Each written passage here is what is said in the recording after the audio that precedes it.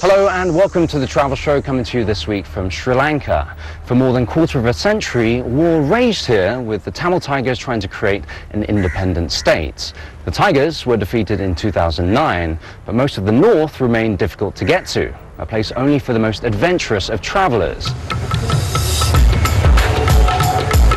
But things are changing. I'm here to hop on board a newly reopened train line to get a slice of Tamil culture.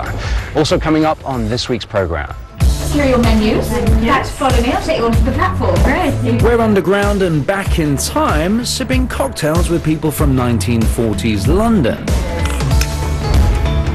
Road running in California, light shows in Sydney, and a new perspective on British history. Michelle's back with the best things to do around the world in the next few weeks. And I'll be on the tourist trail in Jaffna, finding out why visitors there need mouths of steel. Oh, that heat's kicking in. Yeah.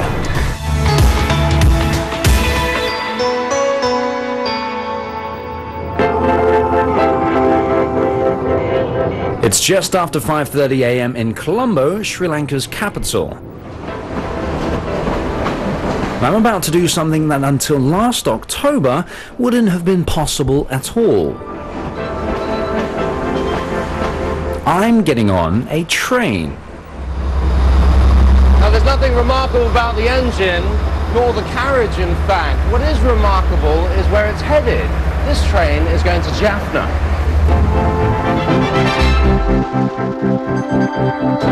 Jaffna Peninsula is more than 200 miles away, right at the top of the Tamil-dominated north. It was once a stronghold of the Tamil Tigers, a separatist group fighting for independence during Sri Lanka's bloody civil war. The fighting meant that the train routes to Jaffna were suspended in 1990. The train tracks disappeared, even the railway sleepers we used to help make the makeshift bunkers. And for 25 years, not a single train has entered the city of Jaffna. But last year, all that changed. For more than 5 years, the tracks were gradually reinstated, until in October 2014, the Queen of Jaffna became the first train to roll into the northern city to huge celebrations.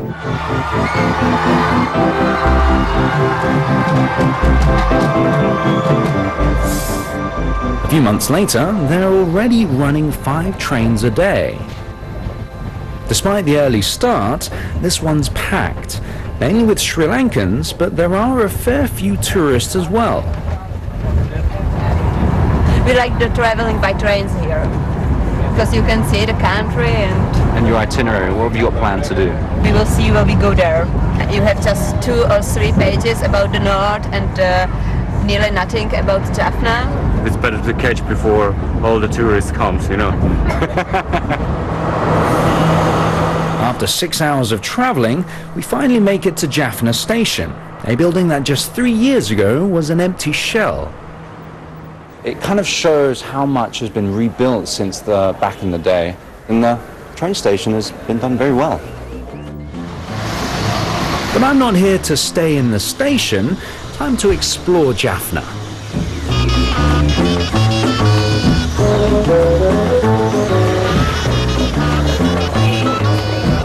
Early morning markets, the life and soul of any city, and that's no different here in Jaffna. You can sort of see the fresh produce here. It's all bright, it's vibrant, very delicious looking.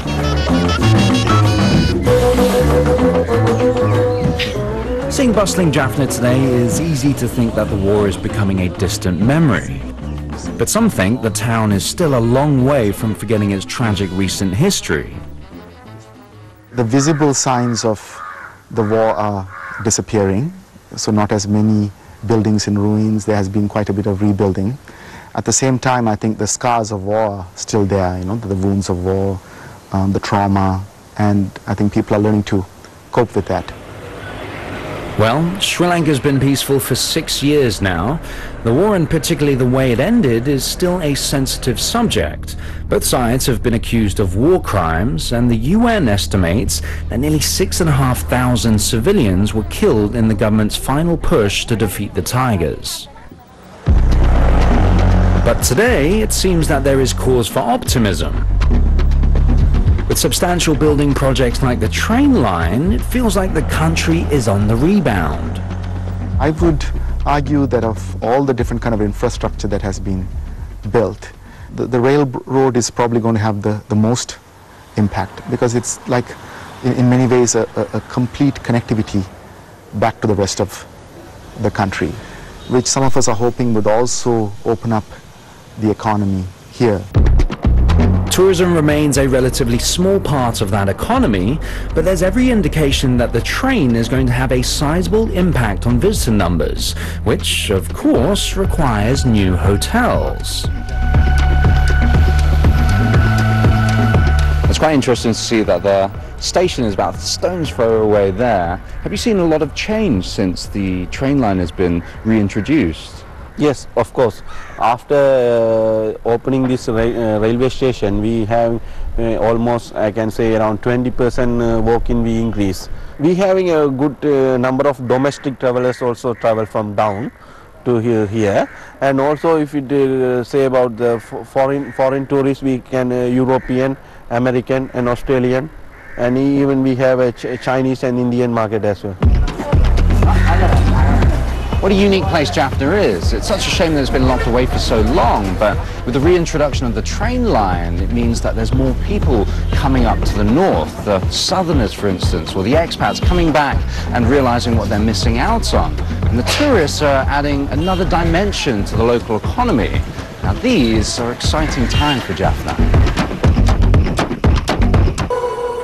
If you're thinking about heading to Sri Lanka, there's plenty to do and see, whichever part of the island you decide to visit. Here are some travel show tips.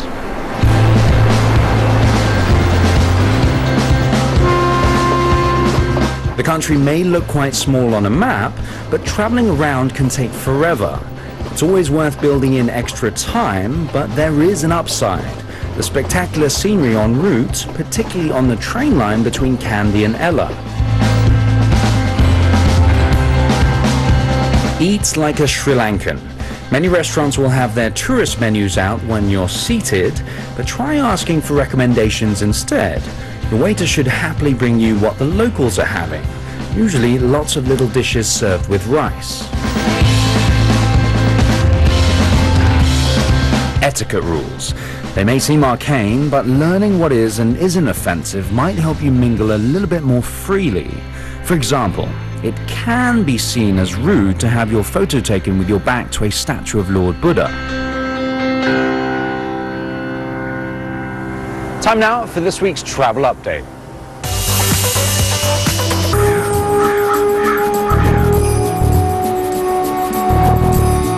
Finally, this week, it's back to Jaffna, at the northern tip of Sri Lanka. It's a fair way from the well-beaten tourist trail, but thanks to a new train line, things could be changing.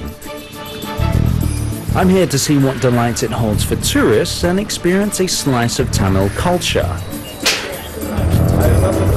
My guide is Janani Pushpanathan. After 30 years, Jaffna is getting change. They open so many buildings. Things are developing, so it's excitement. And we are looking forward for new things in future. Yeah? So what would you say are the must-see, must-do things here in Jaffna? Temples, port and foods. You try. Well, after a 6-hour train ride to get here, I'm bumping food to the top of that list. So this is going to be my first time tasting some of Jaffna's fine delicacies. So what have you got planned for me? Yeah, it's crab curry, Jaffna crab curry. It will be so hot. I hope you will be crying. That does not bode well for me. Thank you very much. Oh, there it is. Jaffna has a cuisine quite distinct from the rest of Sri Lanka. These are curry leaves and Yeah, curry leaves. These leaves give the good smell for the curry. And why is it so dark? Jaffna chili powder is very special because we add lots of spices into the chili powder, so it comes dark. Yeah. I'll grab one of these ones. Whoa. Oh no! That's fine, that's fine. Enjoy. Half the fun, isn't it? Yeah. Yep. How was it? It's not bad. Not too spicy. Okay, there's an after kick. The crab's super fresh, and oh, that heat's kicking in. Yeah. The curry powder has been It's definitely salt. there. It's an addictive type of punishment where you want more, in fact. After a hearty meal, it's time to hit the streets. While much of southern Sri Lanka is Buddhist, the Tamil North is 75% Hindu. So a visit here isn't complete without checking out some of the colourful temples scattered around the city. Many of which show evidence of the huge efforts to rebuild after the war. But there's one place in town that really shows how far Jaffna's come.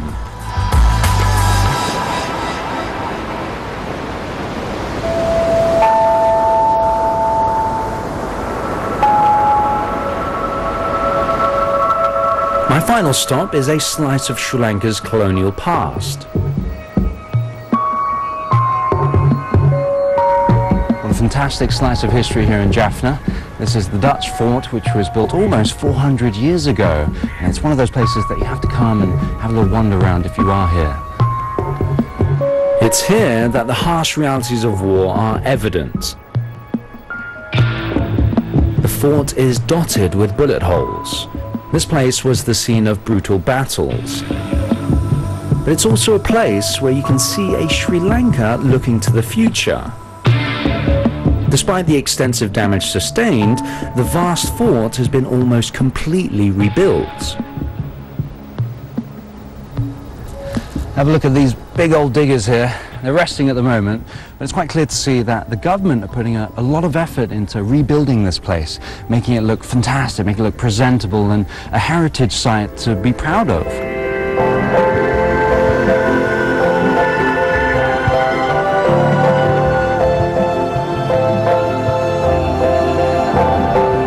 The new transport link means people in Jaffna should see new faces begin to appear from all over the world. Inevitably, it'll mean change and development. For the rest of us, though, easier access to such a beautiful, though troubled place can only be a good thing. I hope you'll join us for that if you can. But in the meantime, keep up to date with us and all of our travels, wherever we are in the world, by joining our social media feeds. And keep those best travel pics coming by tweeting us, BBC Travel Show, and use that hashtag Travel Tuesday. But for me, Henry Golding, and the rest of the Travel Show team here in Sri Lanka, it's goodbye.